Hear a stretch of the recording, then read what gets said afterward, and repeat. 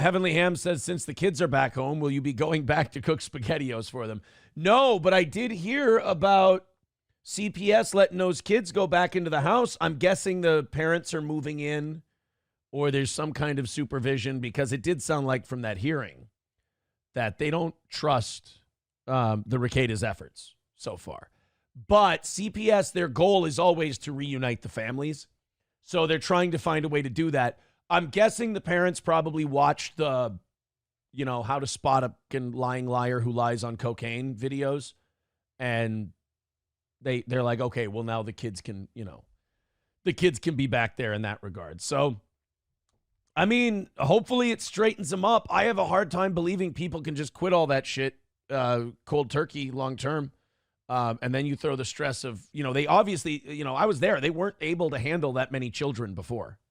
They just weren't able to. They were falling apart, like, not like just even drugs or anything, but they were just falling apart as human beings. Like they couldn't keep their shit together. Like their inability to handle life tasks is shocking. It pulls at the very thread of their lives and existence. So I don't know if that stress is good, but if they've got parents either living in the house next door or whatever, if they got somebody to keep an eyeball on them, no disrespect, but both Nick and Kayla need a mommy and a daddy. I don't, them having kids is babies raising babies. I don't know if they never had to be responsible for their own children. They had to be at some point, right? But, yeah, it would be good if the kids are back there, but, like, the grandparents are there, because Nick does need mommy or daddy to look over him. Big time. Big time. Kayla, too. So, yeah, I don't know. Apparently they're back. Hopefully the drugs and everything like that are out of both houses. Hopefully there's no drinking. That would be nice, because they can't handle drinking either. Drinking is fine. Like, if you have a couple of beers on the weekend, that's fine.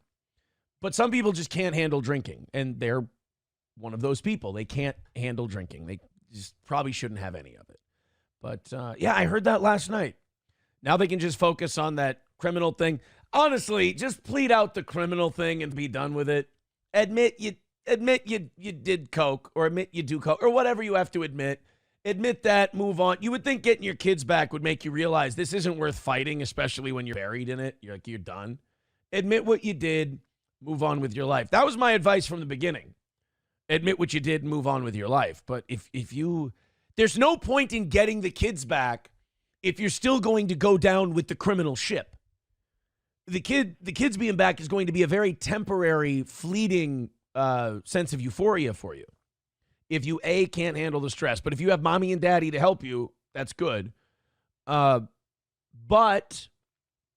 if you don't just admit what you did, accept it, and move on with your life, then it doesn't matter that you have your kids, because you didn't learn anything.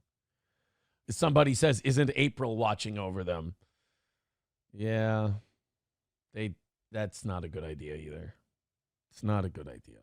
She needs a lot of help.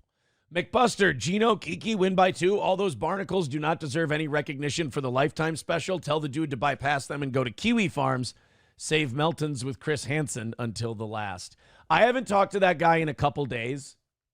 And he kind of gave me one of those what's up question mark message. I just don't have time. I don't want to deal with it.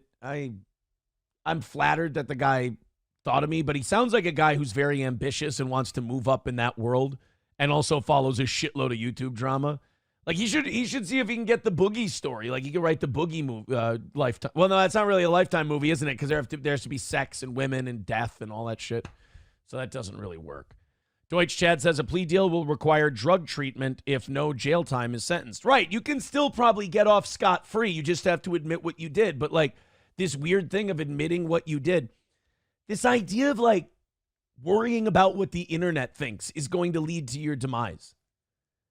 Like, this whole idea of, like, I'd have to admit I did blow and that all that coke was mine after I lied about it all this time. It's like, so what? You can't be a man until you admit what you've done wrong and you work to change and you work to better yourself.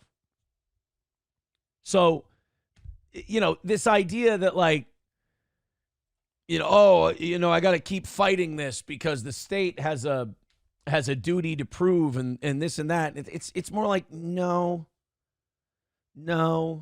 It's like what a man does is a man admits when he's up and he does better. That's what it is. Lifetime movie title, Not Without My Baldo. Bigot on Socialist Media says, I'd be more concerned about what my kids think of me if I didn't have brain damage. Yeah, like that's, you want to move on for your children, right? You want to move on. You want to admit what you did, move on. Like that's a good lesson to teach your kids too. Like the lesson you teach your kids are, no matter what, like if you do wrong, you own up to what you did, you admit to what you did, and you move on and you do better. Like teaching them that lying to save your own ass, like that's not a good lesson to teach. Like now, like your children being back in your home should give you perspective and should make you go, oh, you know what? I really, I should just come clean, admit what I did and start doing better, because you really can't improve and you can't do better until you admit the things you've done wrong. Otherwise, you're just masquerading. So, but it's kind of like the Will Sasso thing, talking about Chris D'Elia. It's like he'll get out in front of it, he'll be honest about it, and just admit what you did, or don't. Wild Saffron says, Nick's lesson to his kids. Look, grandma's money bailed me out, but that doesn't mean I will change my ways. Unfortunately, right? But now this is a golden opportunity for him to, like, this is a growth opportunity. This should be exciting. Got your kids back. Now admit what you did. Put all the criminal stuff behind you. They'll probably just give you probation. And as long as they'll have to test you. The government will be up your ass for a few years. But that'll give you a chance to get clean too. No drugs, no booze. You can live a more fulfilling life. Says, are you going to challenge Camelot to a boxing match? I mean, does he want to get... I mean, if it was a race, he'd win. If it was a boxing match, I would. He roasted you last night, said girls at his gym are more intimidating than you. Well, I mean, there's only one way for him to find out. But I don't think he would. Yeah, he's weird. Like, he kind of became Nick's slave again. Like, I remember when he was being really honest and he was doing that thing where he's like, look, they're not called sometimes icks, they're called addicts. And it's like, okay, you know what? At least this guy's not giving any bullshit. Now he's spinning bullshit.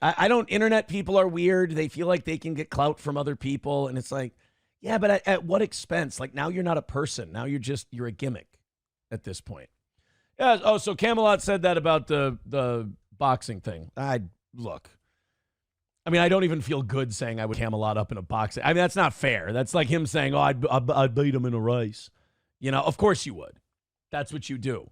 So, yeah, I mean, the whole, like, let's box thing is, but all these people want to talk to me about it. So whenever people talk to me about it, I go, sure, if you ever want to come out, I'll teach you a few things. We'll move around. I mean, I'm not going to go balls to the walls on the guy, but,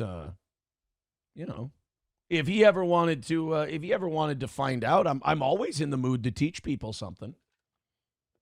You can lift a weight 5,000 times if you want to. Doesn't mean you can fight. Doesn't mean you know anything about combat sports, as it were.